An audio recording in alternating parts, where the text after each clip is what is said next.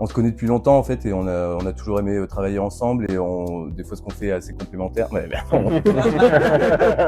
Camille Cobra, c'est un enquêteur de police qui est super mauvais et qui en gros est à deux doigts de se faire virer parce qu'il résout rien et il est pas très efficace. Dans ses rêves, il se transforme en Camille Cobra, qui est une aventurière incroyable et qui vit dans un monde onirique et qui est hyper balèze.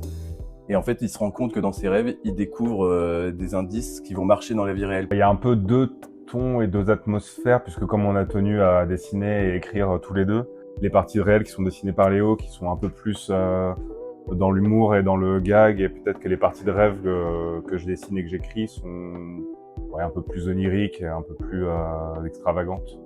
On a imaginé donc cette histoire de rêve et de réalité, comme ça chacun pouvait garder un peu son propre univers et en même temps on gardait ce côté où on se fait un peu du ping-pong où quelqu'un dit ah bah tiens je vais mettre ça donc toi tu vas pouvoir mettre ça et donc en fait comme ça faisait une réflexion à deux et il y avait aussi un truc très ludique et assez stimulant. Il y a des couples un peu traditionnels de dessinateurs scénaristes, donc nous on voulait pas faire ça, on voulait absolument avoir une partie de scénario et de dessin chacun.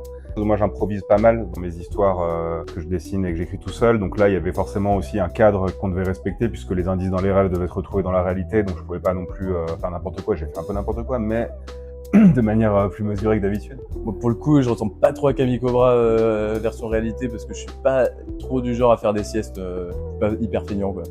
Ouais, moi je pense que je suis un peu un mélange des deux. Ouais. Je pense que je peux avoir le côté un peu naïf, naïf content de la Camille des rêves, mais en même temps le côté un peu loser feignant du Camille réalité aussi. Ouais. Je pense que je suis un peu la symbiose.